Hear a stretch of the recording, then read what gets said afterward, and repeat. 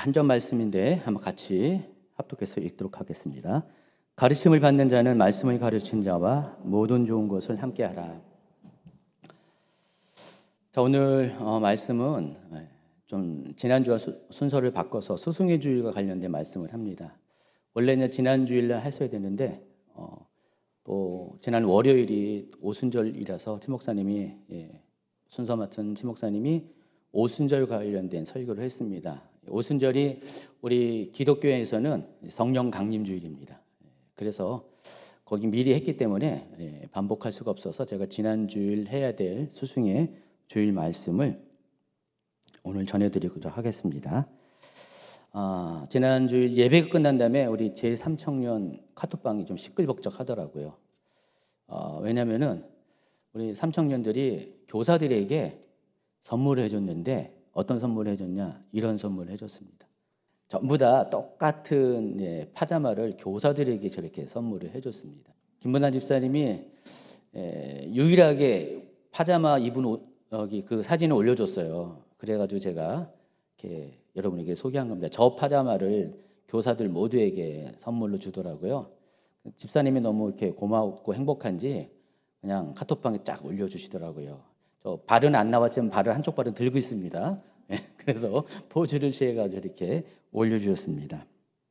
자, 그런데 그냥 파자마 준 것만 의미 있는 게 아니라 그 파자마에 전부 다 각각 선생님마다 별명을 지어가지고 거기다가 술을 놨어요. 또 술을 놔가지고 물론 기계가 놨겠지만은 술을 넣어서 전부 다 선물해 줬습니다. 그래서 김문환 집사님 그 별명이 파파레치였어요. 써 있잖아요.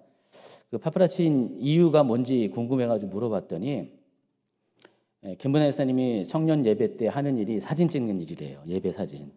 그래서 청년들 예배 잘 드리겠는가 파파라치처럼 이렇게 찍는다고 해서 청년들다운 발상으로 이름을 져줬습니다. 거기다가 이렇게 수놓은 거예요. 수놓아가지고 이거 이제 파파라치 거, 김문환 집사님 거라는 의미로 이렇게 했습니다. 또 청정부에 이제 부부 교사들이 이제 두산에 계신데 그 중에 먼저 우리 손진수 집사님하고 이동철 집사님 부부에게 준 선물 보니까 먼저 손진수 집사님에게는 별명이 뭐를 줬냐면은 바로 이겁니다. 레미안 하수. 여러분 궁금하지 않습니까? 저도 많이 궁금해가지고 제가 좀 약간 감은 잡았는데 물어봤더니 맞더라고요. 손진수 집사님이 평소에 우리 청년들을 집에다가 잘 재워줍니다. 집을 오픈해가지고 청년들이 아무 때나 와가지고 자고 싶으면 와서 자요. 특별히 우리 청년 중에서 수원에서 다니는 우리 민주자매가 있거든요. 표영미 집사님 딸. 이 친구는 교회 와서 할 일이 여러 가지 있다 보니까 와서 늦으면은 그냥 스스럼없이 그 집 가가지고 잠을 잡니다. 그게 세컨하우스예요.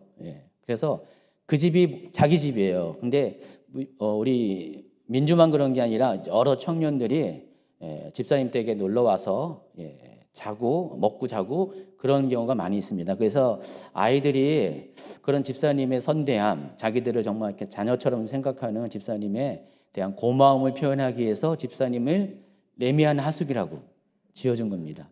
왜냐하면 레미안이 집사님 사는 아파트 이름이에요. 맨 처음에 저기에 딱 올라오니까 집사님이 사진을 올렸어요. 저 사진 올려놓고 인쇄 잘못했어요. 제 이름 진숙이에요. 근데 아이들 생각에 진숙에다가 하숙을 이렇게 대체해가지고 레미안 하숙이라고 이름을 불러줬습니다. 또 남편 대신 이동철 집사님의 그 별명이 뭐냐 한번 보여주세요. 레미안 수석 제품. 이게 왜 그러냐면은 평소에 이동철 집사님이 가족들에서 음식을 많이 준비해 준대요. 저도 예전에 이제 신방을 갔을 때 몇 년 전에 신방 갔을 때 정말 상을 정말 이렇게 잘 차려주셨어요. 별 걸고 다 했어요. 그래서 저는 손진 집사님이 그걸 한 줄 알았는데 알고 봤더니 이동철 집사님이 하신 거예요. 손 집사님은 그러더라고요. 저는 손 하나 까딱 안 했어요. 남편이 다 했어요.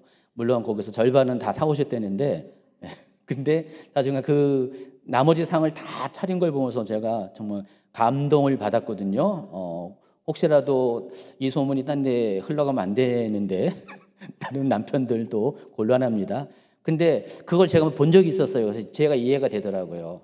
실제로 손 집사님은 애들을 이렇게 재워주고요. 이동철 집사님은 우리 청년들에게 올 때마다 맛있는 이렇게 음식을 해주신다고 그럽니다. 그래서 청년들의 이름을 진 게 레미안 수석 세프. 조수가 누군지 모르겠지만은 수석 세프입니다. 그리고 또 이은미 집사님이 있습니다. 우리 청년부 부장 선생님인데 쩝쩝 박사. 뭘까요? 왜 그럴까요? 이름을 짓는 이유가 있습니다. 집사님이 평소에 아이들에게 잘 사줘요. 해주지는 않아도 잘 사줍니다. 그래서 아이들이 힘들 때마다 밥 먹으러 가자.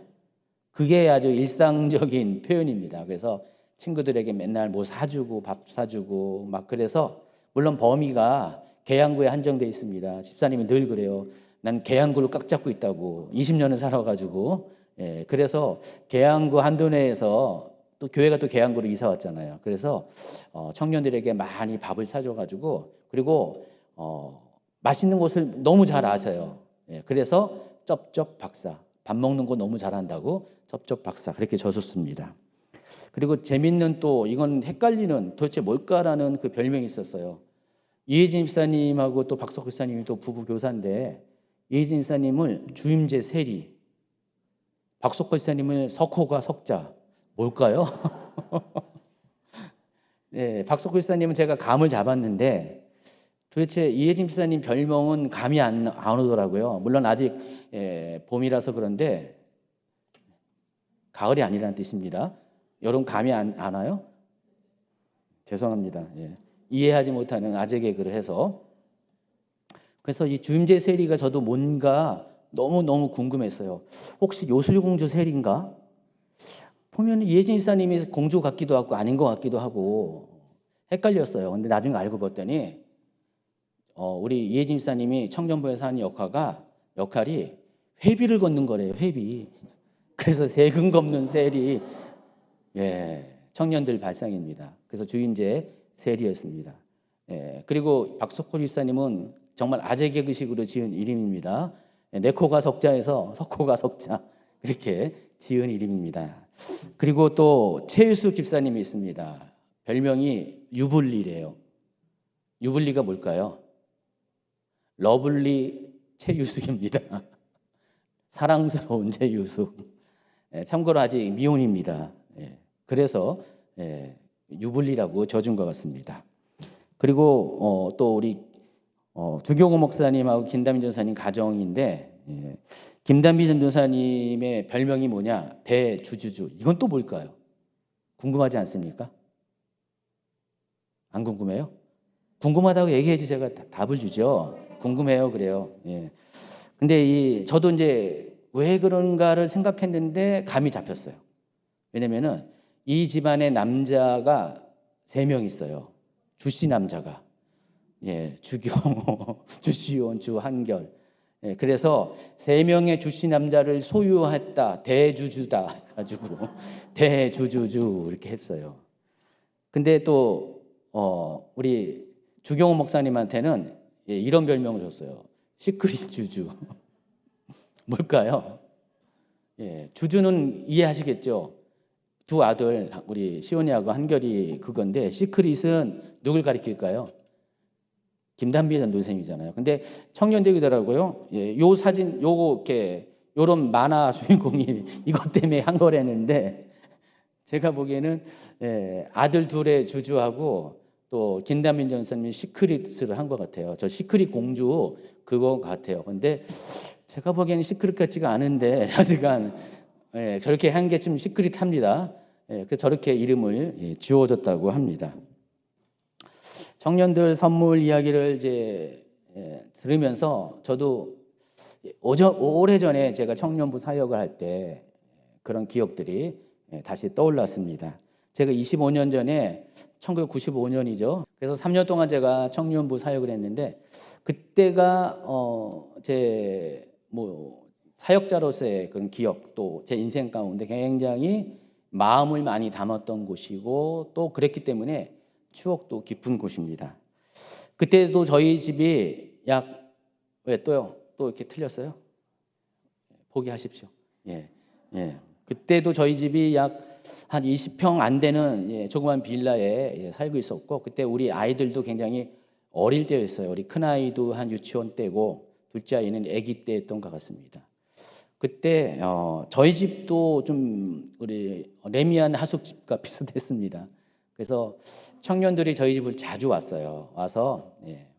와서 먹다가 놀다가 늦으면 잠을 자고, 또 어떤 날은요 그 집에 한 열댓 명이 자고 간 거예요. 그래서 좁은데, 그래서 어느 날 보면은 책상 밑에서 자는 친구도 있고 막 그렇게 그런 시간을 보냈던 것 같습니다. 그때 청년들로 이렇게 북적대고, 또 그거에 있어서 놀기만 하는 게 아니라 제자 훈련도 하고요.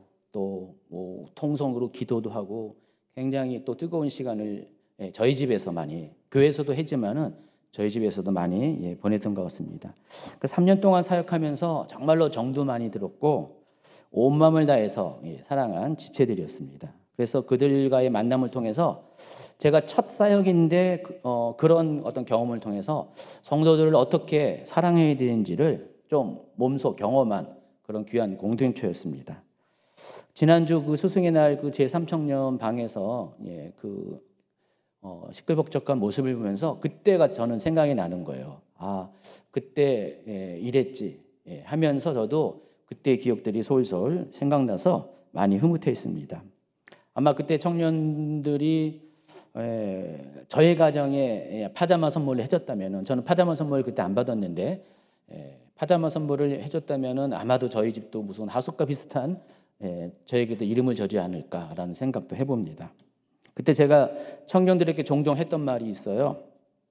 저희 집에 올 때는 애들아, 마음은 가볍게 하고 손은 무겁게 와야 된다.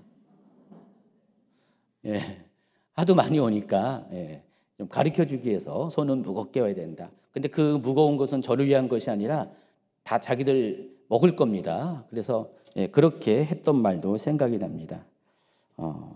그래서 시간이 지나면서 그 청년들과 오랫동안 제가 그 사역지를 떠나면서도 오랫동안 교제를 했던 기억이 납니다. 그 중에 한 청년이 지금 저희 교회 다니고 있어요. 몇 달 전에 등록을 하고 다니고 있습니다. 최 목사님 몰라요? 다 알잖아요. 갑자기 모르는 것처럼 이렇게 저희 교회 다니고 있는데 벌써 나이가 50이 가까워지고 있네요. 그때 청년이. 제가 그때 30대 초반이었으니까, 그때 20대 초반의 청년이었으니까 지금 이제 저희 교회 딱 한 분이 다니고 있습니다. 자, 오늘 본문에서 이 사도 바울은 이 가르침을 받는 자는 말씀을 가르치는 자와 모든 좋은 것을 함께 하라는 권면을 합니다.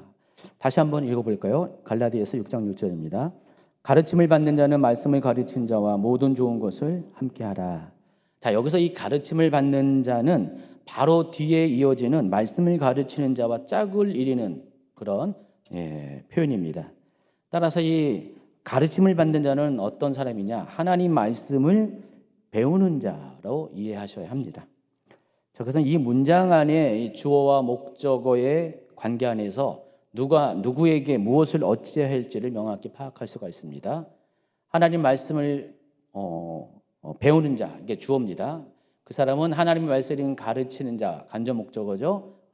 모든 좋은 것을 함께 하라. 이게 6장 6절의 메시지입니다. 자, 그런데 사도 바울이 앞뒤 상관 없이 이 6절의 말씀을 그냥 던진 것이 아닙니다. 사도 바울이 이와 같은 말씀을 하게 된 분명한 배경이 있다는 것입니다. 이 갈라디아서는 바울의 초기 서신입니다. 그래서 AD 한 48년에서 49년 사이에 기록된 편지입니다. AD 47년 이제 바울은 바나바와 함께 생애 처음으로 전도 여행을 떠납니다. 그러니까 바울이 전도 여행을 떠나기 전까지는 아직 이방에 본격적인 복음이 전파되지 않았을 때입니다. 이미 예루살렘을 중심으로 해서 교회가 세워지고 복음이 전파되었지만은 벌써 그때가 거의 20년, 15년 이상 가까이 되는 때였는데 아직 이방 세계 가운데는 로마 제국 안에서는 본격적으로 복음이 전파되지는 않았을 때예요. 그냥 간헐적으로 어떤 지역에 복음이 전파됐지만은 본격적인 복음의 전파는 아직 그 전까지는 없었습니다. 자, 사도 바울의 그 전도 여행을 통해서 AD 47년에 제1차 전도 여행을 통해서 본격적인 이방인 전도가 시작이 되었습니다. 자, 그래서 사도 바울은 갈라디아 중심으로, 여기가 지금 현재 터키의 중부지방에 해당하는 것이죠. 이 갈라디아를 중심으로 해서 제1차 전도 여행을 떠나게 됩니다. 그리고 다시 안디옥 교회로 돌아오게 됩니다. 그리고 얼마 안 가서 사도 바울은 또 2차 전도 여행을 떠나는데 그 전에 사도 바울은 자기가 이미 갔었던 이 갈라디아 교회에게 편지를 써서 보냅니다. 그러니까 목회적인 권면을 담아서 편지를 써서 보내는데 그게 바로 갈라디아서입니다. 그래서 여러분, 갈라디아서는 바울 서신 중에서 가장 최초로 기록된 서신입니다. 그래서 가장 마지막에 기록된 디모데후서와는 거의 20년에 걸친 기록 연대의 차이가 있습니다. 그래서 사도 바울의 사역은 약 20년 동안 이루어집니다. 자, 그래서 이때만 해도 아직 이방 지역에 교회가 잘 이렇게 세워지지 않은 때라서 또 세워진 교회 또한 아직 모든 것이 초기의 시기라서 여러 면에서 교회들이 성숙하지 못했습니다. 성숙하지 못한 교회는 당연히 문제가 생길 수밖에 없습니다. 갈라디아 교회에도 여러 가지 문제가 발생합니다. 그 중에 대표적인 것이 신학적인 면에서 구원론과 관련된 문제가 발생을 합니다. 자, 사도 바울이 이제 갈라디아 교회를 개척하고 얼마 안 가서 이제 떠납니다. 다시 이제 다른 지역으로 이동을 하면서 떠납니다. 사도 바울이 그 교회를 개척하고 지도자를 세운 다음에 다른 곳으로 떠난 후 얼마 후에 문제가 생깁니다. 예루살렘으로부터, 유대로부터 여러 사람들이 와서 자기들은 말씀을 가르치는 그런 선생이다 해서 그 갈라디아의 교회에 와가지고 아직 초보의 신앙에 머무른 그 갈라디아 이방인 교회 성도들에게 자기들이 가르치는 메시지를 전합니다. 자, 그게 뭐냐면은 율법주의입니다. 이 율법주의의 특징은 어떤 거냐면은 우리가 구원을 받는 것이 오직 믿음으로만 구원받는 것이 아니라 율법을 지켜야지만 구원을 받는다라는 주장을 펼치는 것이 율법주의입니다. 그래서 이방인 성도들도 똑같이 유대인들이 하는 것처럼 동일한 율법을 지켜야지만 구원을 받는다는 그런 메시지를 전합니다. 여러분이 만약에 이방인이라면 어떡할까요? 이 메시지를 들을 때 굉장히 혼란이 옵니다. 제일 먼저 해야 될 게 뭐냐면 할례를 해야 되죠. 이방인들에게 할례를 요구하는 거예요. 그리고 모든 절기를 다 지키고 또 음식 규정을 지키고 정결법을 지키고, 그러니까 모든 유대인들이 하는 것들을 다 지키라는 것입니다. 사실 유대인은 이것이 문화잖아요. 삶이잖아요. 그래서 지금까지 수천 년 동안 해온 거기 때문에 전혀 문제가 없지만은 이방인들에게 이것은 굉장히 낯설고 굉장히 지키기 어려운 것입니다. 사도 바울은 오직 믿음으로 구원을 받는다고 그랬는데 이 사람들이 와가지고 오직 믿음만이 아니라 율법을 같이 완전히 다 지켜야지만 구원을 받는다, 이런 메시지를 전하니까 굉장히 큰 혼란이 찾아오게 됩니다. 그래서 사도 바울은 그 소식을 접한 후에 그들의 혼란을 잠재우기 위해서 편지를 쓴 것이 갈라디아입니다. 그래서 구원은 오직 믿음으로만 이루어진다. 그래서 이신칭의의 가르침을 강조하는 편지를 쓴 것이 갈라디아서입니다. 많은 분들이 갈라디아서를 여기까지만 알고 있어요. 그렇지만 갈라디아서는 그걸로 끝나는 것이 아니에요. 모든 사도 바울의 서신은 전반부와 후반부가 있어요. 다 그래요. 그래서 전반부에는 대체적으로 신학적인 내용을 많이 쓰고요. 후반부에서는 신앙적인, 그 신학을 토대로 그것을 적용하는 신앙적인 이야기들을 많이 다루고 있습니다. 갈라디아서도 마찬가지예요. 물론 분량이 뒷부분에 몰려 있어요. 다른 서신들은 거의 절반 가까우게 신학적인 얘기, 나머지는 신앙적인 이야기 기록이 되어 있죠. 자, 근데 이 갈라디아서 같은 경우는 거의 4장, 5장 중반부까지 신학적인 얘기가 포함된 이야기가 많이 기록이 되어 있습니다. 그래서 사도 바울은 신학적인 이신칭의에 관한 이야기를 전한 다음에 후반부에서는 온전한 신앙생활을 강조하는 메시지를 기록합니다. 그래서 5장부터는 신앙의 실제적인 면들을 가르치는 내용으로 기록되어 있습니다. 그 첫 번째 겉면이 믿음에 굳게 서서 다시는 율법의 종이 되지 말라라는 메시지를 전하면서 그렇게 되기 위해서는 성령의 인도함을 받는 사람이 되라라고 합니다. 자, 5장 1절부터 5절인데 쉬운 성경으로 한번 같이 읽어보도록 하겠습니다. 그리스도께서 우리를 해방시키셔서 우리는 자유롭게 되었습니다. 그러므로 굳게 서서 다시는 율법의 종이 되지 마십시오. 나 바울의 말을 들어보십시오. 여러분이 할례를 받고 율법으로 돌아간다면 그리스도는 여러분에게 아무런 도움이 되지 못합니다. 내가 다시 모든 사람에게 경고합니다. 여러분이 만약 할례를 받는다면 여러분은 율법 전체를 지켜야 합니다.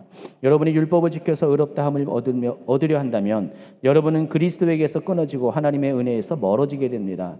그러나 우리는 성령의 도우심을 받아 믿음으로 의롭다 여김을 받는 이 소망을 간절히 기다립니다. 즉 믿음으로 의롭다 여김을 받은 사람은 그 구원을 성령의 도우심으로 완성하라는 메시지입니다. 그래서 여러분 구원에 있어서 오직 믿음으로 구원을 받는데 그것을 그치는 것이 아니라 바로 성령의 도우심으로 구원이 완성된다라는 그런 메시지입니다.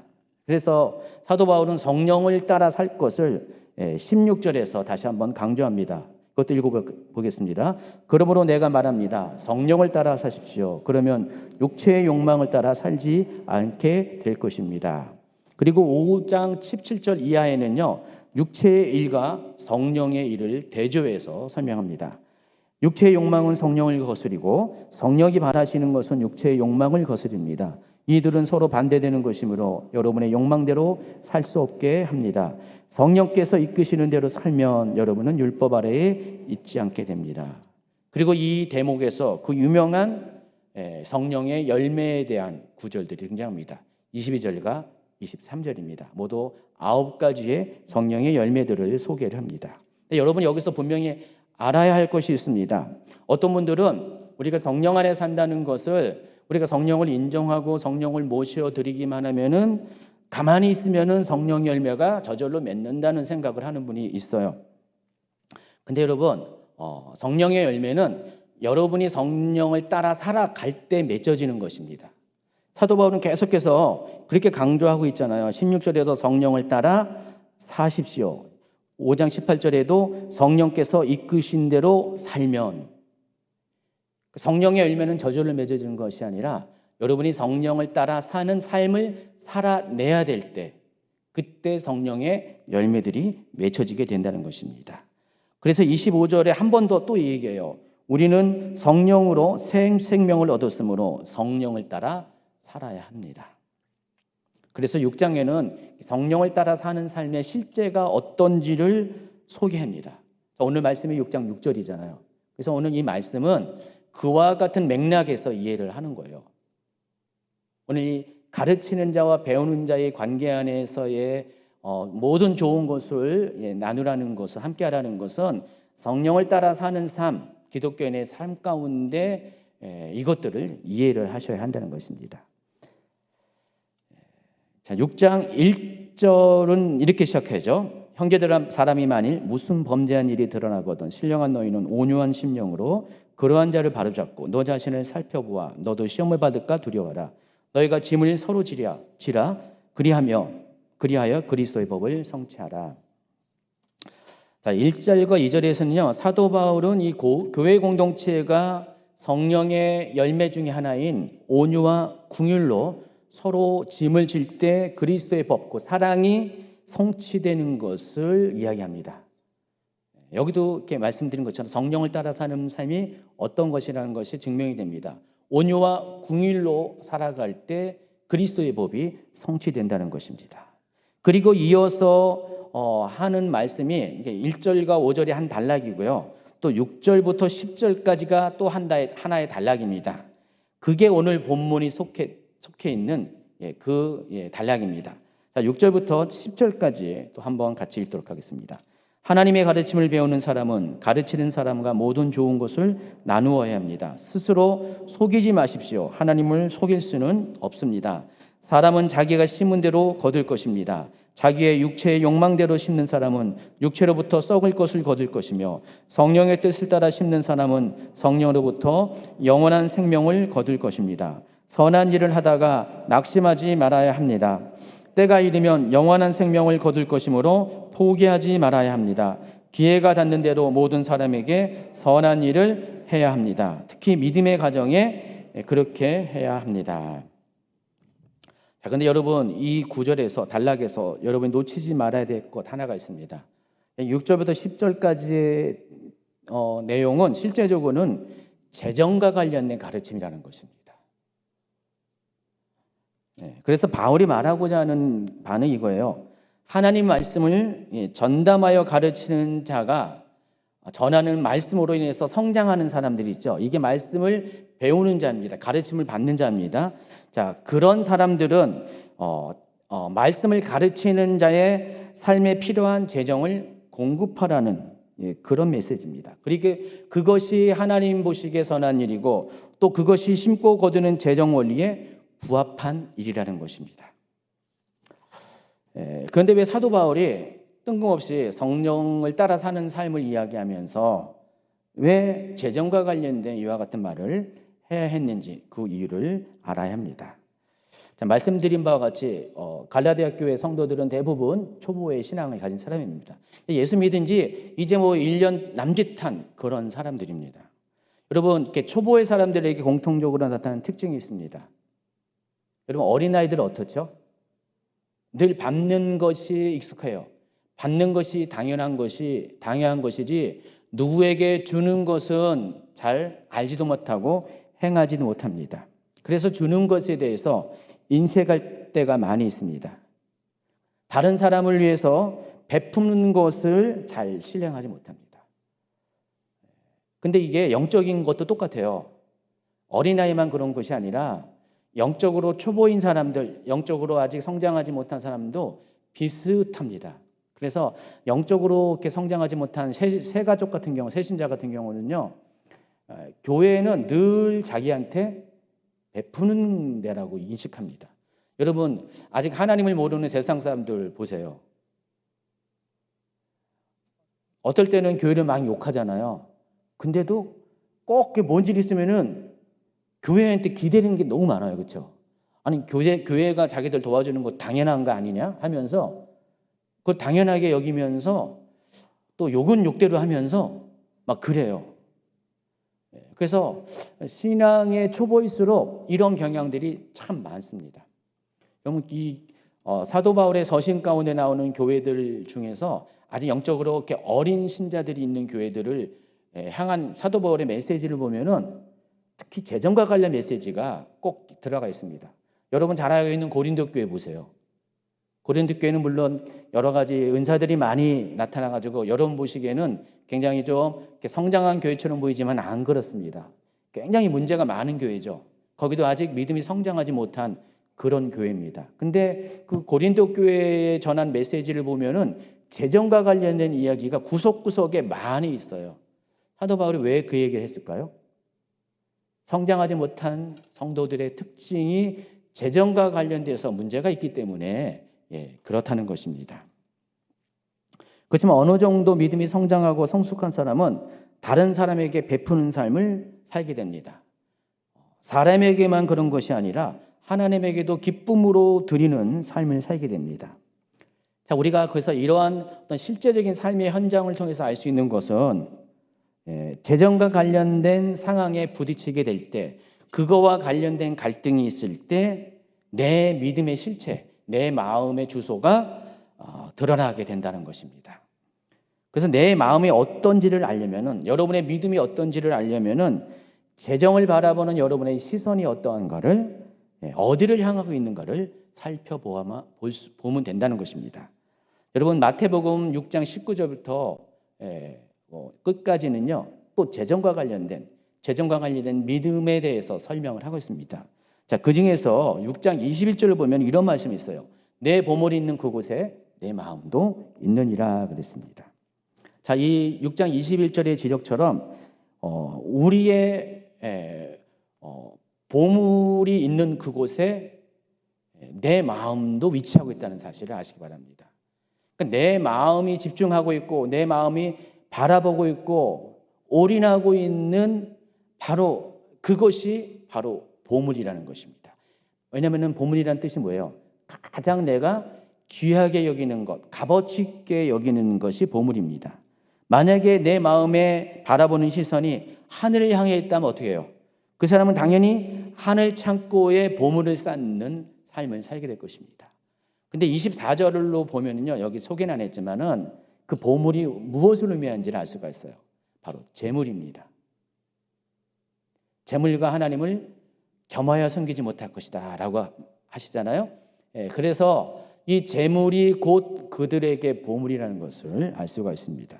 그래서 내 마음의 시선을 내 삶의 모든 것을 하나님께로 두는 사람은 그 재물을 사용하는 곳이, 그 쌓는 것이 바로 하늘 창고라는 것을 알 수가 있습니다. 하늘 창고라는 것은 하나님이 기뻐하는 것, 하나님 나라의 일에 대해서 내가 재정을 심는 것이 하늘 창고에 쌓는 것입니다. 하나님이 원하시는 것이라면 나의 재정을 기꺼이 드릴 수 있는 사람, 또 다른 이웃을 돕는 일에 기쁨으로 자신의 재정을 내어줄 수 있는 사람이 하늘 창고에 보물을 쌓는 사람이라는 것입니다. 그런데 이런 사람이 되기 위해서는 내 시선이 중요한 거예요. 내 눈이 중요한 겁니다. 내 눈이 온전해야 된다는 것입니다. 내 눈이 온전해서 바라볼 것을 제대로 바라봐야지 하나님을 바라볼 때 이것이 가능하다는 것입니다. 근데 만약에 내 눈이 어두우면 어떡할까요? 내가 바라보는 시선이 하늘이 아니면 어떻게 될까요? 당연히 땅에 속한 것을 바라볼 것이고요. 육체에 속한 것을 바라보게 될 것입니다. 그래서 이런 사람의 특징은 뭐예요? 자기를 위해서, 자기 육체를 위해서는, 세상을 위해서는 아낌없이 기분을 내서 돈을 사용해요. 근데 하나님을 위해서는요, 굉장히 인색하다는 것입니다. 이게 마태복음 6장에 있는 재정과 관련된 가르침입니다. 그래서 사람이 재정을 어느 곳에 사용하는 것만 봐도 그 사람의 믿음을 우리가 판별할 수가 있습니다. 신앙의 성숙도가 얼마나 깊은지를 분별할 수가 있습니다. 여러분, 재정 하나로 우리의 믿음이 평가받는다는 것입니다. 이게 사람에게 평가받는 게 아니라 하나님에게서 이렇게 평가를 받는다는 것입니다. 그런 의미에서 갈라디아서 6장 7절을 이해해야 돼요. 갈라디아 6장 7절은 재정과 관련돼서 이렇게 말합니다. 스스로를 속여도 안 되고 더구나 하나님을 속일 수 없다는 선언을 합니다. 그리고 재정 원리에 입각해서 사람은 자기가 심은 대로 거둘 것을 단언을 합니다. 따라서 사도 바울이 가르침을 받는 자는 말씀을 가르친 자와 모든 좋은 것을 함께 하라는 권면을 하는 이유가 있습니다. 자, 이것을 통해서 나의 신앙의 성숙을 확인하고 또 신앙의 성장을 위해서는 그와 같은 행동을 하라는 당부인 것입니다. 말씀드린 것처럼 갈라디아 교회는 지금 예수 믿은 지 얼마 안 되는 1년 남짓한 그런 어린 신앙을 가진 성도들이 대부분입니다. 그렇기 때문에 그들이 재정과 관련돼서 그들이 어떻게 하는 것들이 그들의 신앙을 분별할 수 있는 척도가 될 수가 있습니다.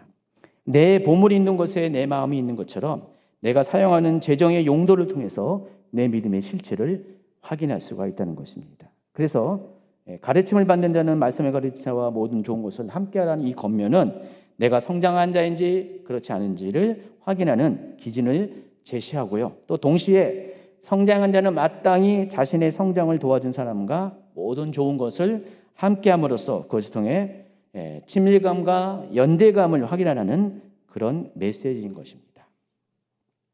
제가 오늘 스승의 날을 이렇게 설교를 준비하는데 하필 이 본문을 택하면서 제가 6장 6절을 택하면서 제가 이제 성경을 이제 연구하고 또 전할 때 어떤 원칙이 있습니다. 한 구절만 보는 게 아니라 그 구절이 포함된 단락들을 같이 봐요.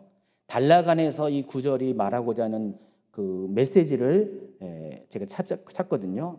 그리고 그 단락을 얘기해서는 그 단락이 기록된 성경 전체를 또 연구를 해요.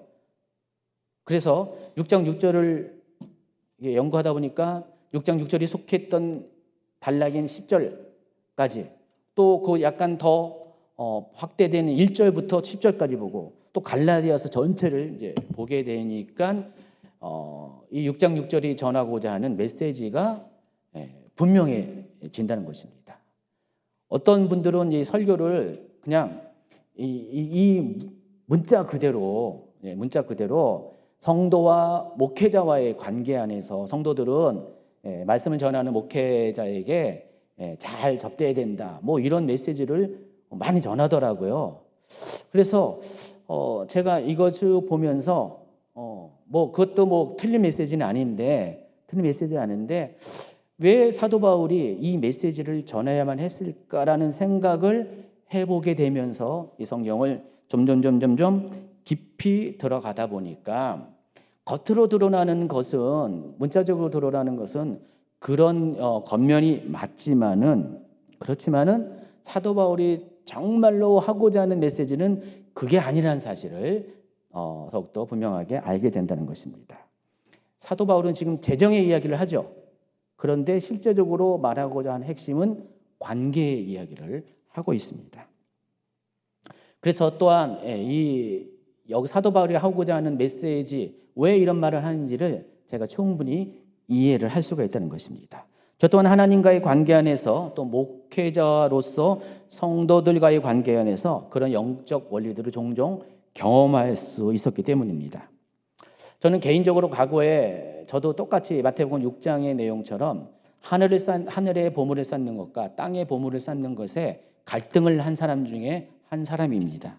모든 사람이 그런 과정을 다 겪을 수밖에 없습니다. 그래서 원리적으로는 하늘의 보물을 쌓는 것은 너무나 잘 알고 있었어요. 그런데 항상 내 눈에는 세상 것이 땅에 속한 것이 들어올 수밖에 없습니다. 사람인지라. 그래서 머리로는 알아요. 마음으로는 아는데 실제 제 삶 가운데 현실 가운데 닥치는 땅에 속한 것에 대한 염려는 부인할 수가 없거든요. 그것을 거둘 수는 없습니다. 그래서 저는 늘 예전에 하늘과 땅을 번갈아 봤어요. 하늘을 보다가 또 땅을 보다가 하늘을 보다가 이런 일들이 참 많았습니다. 이것도 과정 중에 있습니다. 그래서 어떻게 됐냐? 때로는 하늘에다 보물을 쌓는 때도 있었지만은 더 많은 경우가 땅에다가 보물을 쌓는 경우가 더 많았었어요. 그런데 그 결과가 마태복음 6장 19절의 말씀처럼 아주 명확해지더라고요. 19절에는 이런 말씀이 있습니다. 너희를 위하여 보물을 땅에 쌓아두지 말라.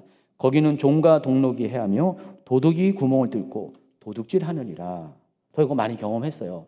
정말 제 삶 가운데 하나님이 허락했던 재정인데도 도둑질 당하고 또 환경 가운데서 제 재물이 손실되는 경험들을 많이 했다는 것입니다. 자, 이런 시행착오를 겪으면서 이렇게 살아서는 안 되는구나라는 것들을 깨닫게 됐고 더 이상 보물을 땅에 쌓지 않고 하늘에 쌓는 삶을 선택하게 됩니다. 제가 그런 삶들을 이렇게 점차적으로 살다 보니까 내 믿음과 삶이 이전과는 전혀 다른 차원으로 업그레이드 되는 경험을 하게 됩니다. 정말로 하나님께서 하늘의 보물을 쌓는 사람들을 어떻게 대하시고 또 어떻게 그들에게 갚으시는지를 저는 그 이후의 삶을 통해서 많이 경험하게 된다는 것입니다. 그래서 전에는 보지 못했던 것들을, 전에는 이루지 못했던 믿음의 영역들을 재정을 통해서 경험하게 됩니다. 왜 하나님께서 특별히 오늘 이 본문 가운데서 사도 바울이 이 재정을 통해서 관계를 이야기해야 됐을까? 그것은 다른 것이 아니라 실제로 사람들이 가장 귀하게 여기는 것이 재물이기 때문에 그렇습니다. 여러분, 실제로 그래요. 사람이 가장 값어치 있게 여기는 것, 그게 재물입니다. 물론 신앙의 성숙도에 따라서 그것들이 점점 얇아지지만은 하나님을 모르면 모를수록 비례하는 것이 재물에 대한 애착입니다. 하나님을 정말로 많이 사랑하는 사람은 재물을 사랑하는 것들이 없어지겠죠. 근데 하나님을 사랑하지 않은 사람은 재물이 곧 하나님이에요. 재물과 하나님이 서로 경쟁하는 관계라는 것입니다. 그게 마태복음 6장 24절의 말씀이에요. 그래서 이 재정은요, 이 재물은 내 믿음의 수준이 어떤 것을 결정하는 중요한 키가 된다는 것이다. 열쇠가 된다는 것입니다. 그래서 재정을 통해서 우리는 어린아이가 될 수 있고 또 반대로 성숙한 자가 될 수도 있음을 깨달아야 됩니다.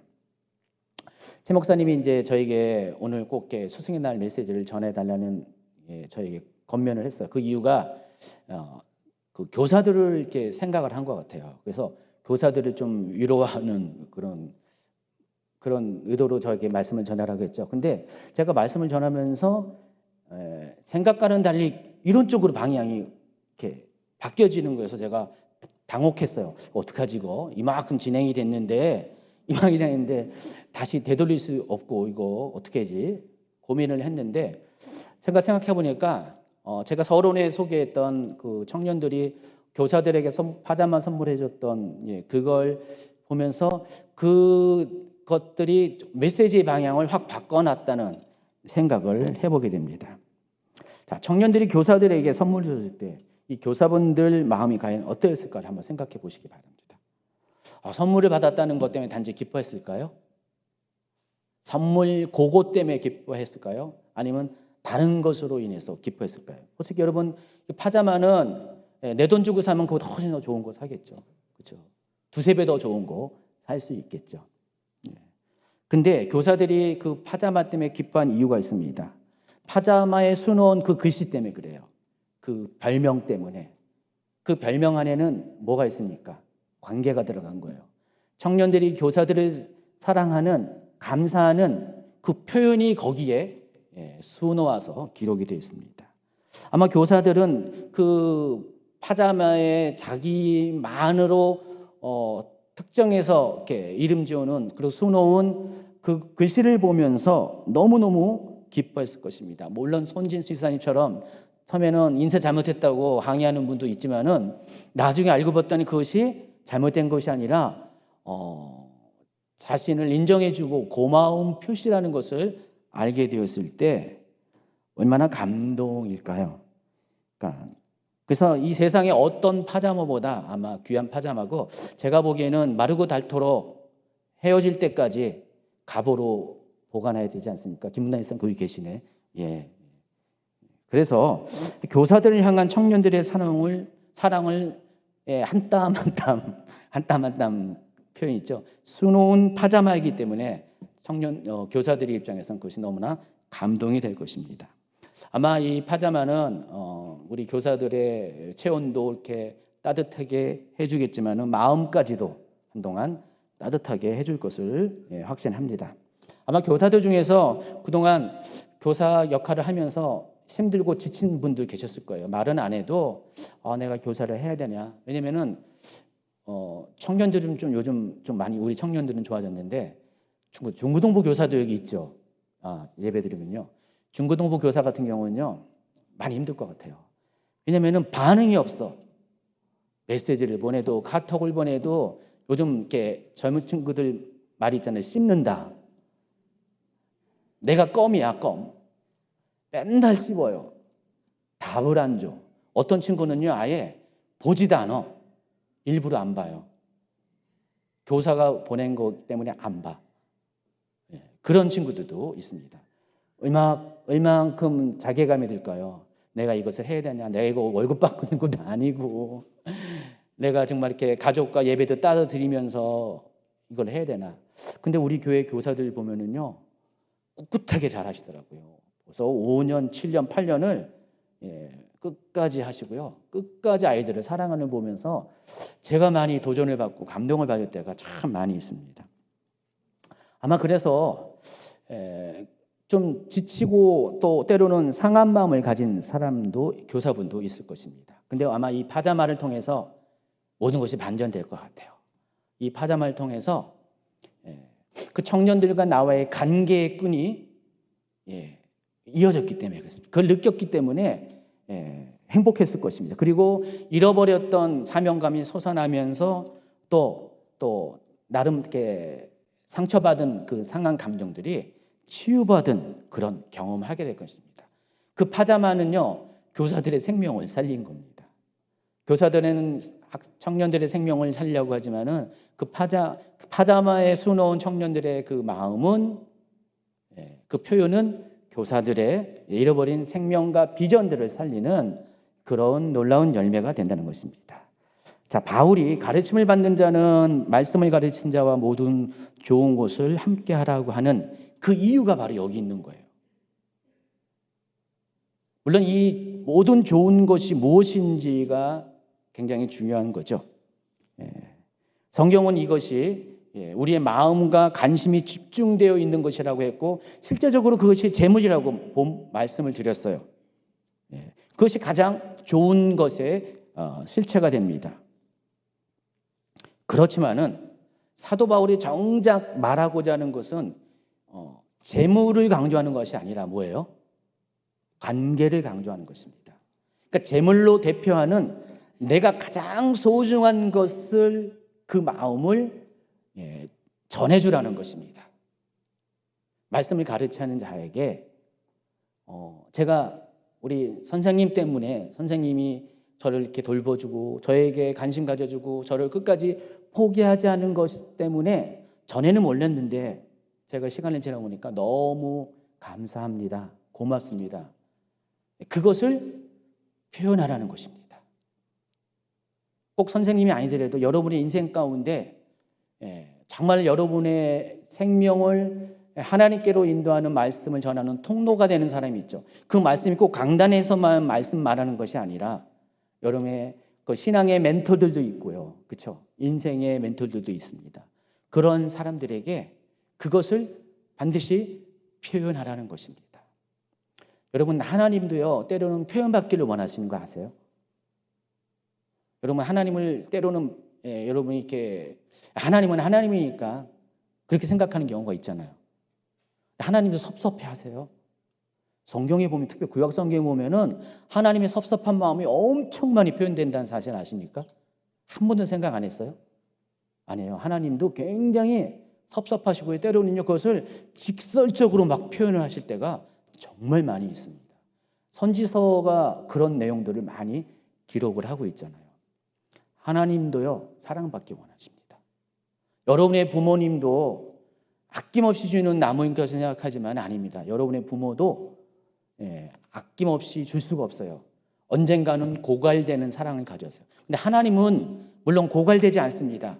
끝까지 끊임없이 솟아나는 그 사랑의 샘물을 가진 분이 하나님이시지만은, 그렇지만 하나님도 사랑받기 원하세요. 하나님도 표현받기를 원하신다는 것입니다.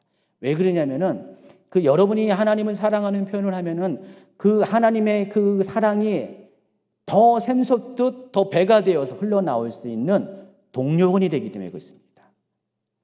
여러분, 지혜로운 사람은요 하나님한테 사랑을 많이 표현해야 돼요.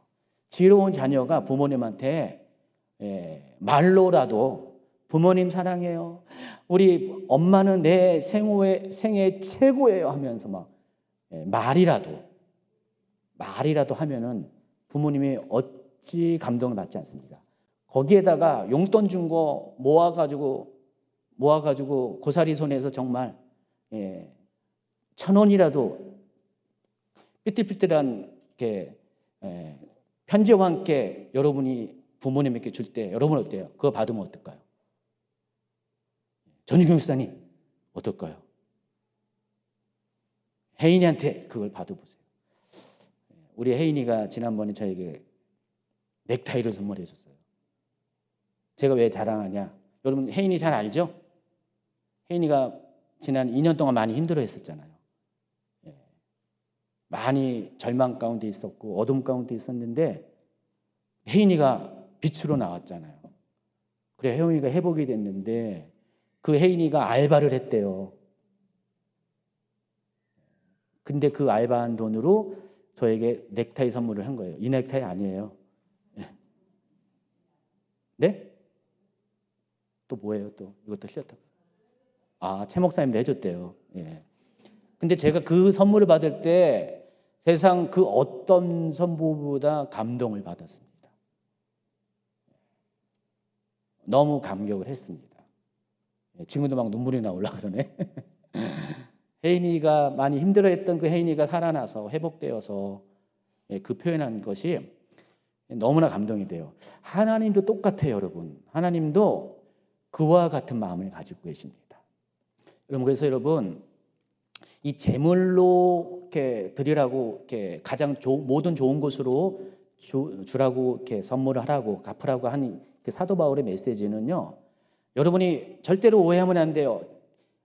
제물과 관련된 이야기를 하고자 하는 것이 아니라, 제물은 단지 사람들이 보편적으로 가장 보물처럼 여기는 것이기 때문에 그것을 통로 삼아서 여러분의 가장 깊은 마음을 표현하고 그것을 함께 하라는 메시지라는 것입니다.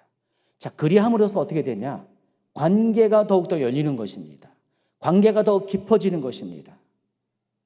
여러분, 말씀을 이렇게 받아서 여러분의 생명이 살아난 사람은요, 그렇게 해야 됩니다. 하나님 앞에 그렇게 해야 돼요.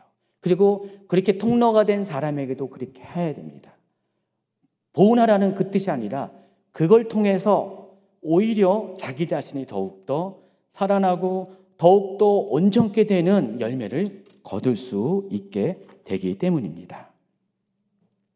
자, 오늘 이 말씀, 이 메시지는요, 스승의 주일과 관련돼서 여러분에게 말씀을 전하는 그 수고와 그 애씀을 베푼 스승들에게 이와 같이 표현하라고, 이렇게 감사를 표현하라고, 모든 좋은 것으로 함께 공유하라고 이런 메시지를 전했습니다.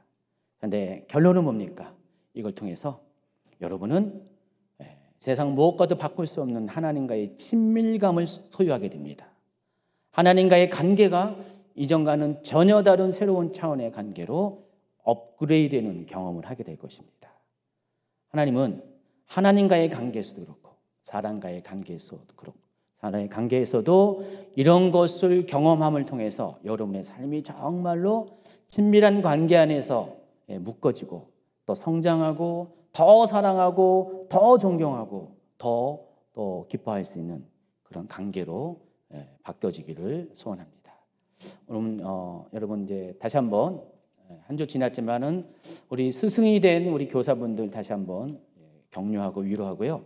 또 여러분도 누군가의 스승이 될 것인데 여러분도 그와 같은 그런 경험을 통해서 정말 하나님과의 관계가 더 확실해지고 분명해지는 여러분이 되기를 예수님의 이름으로 축원합니다.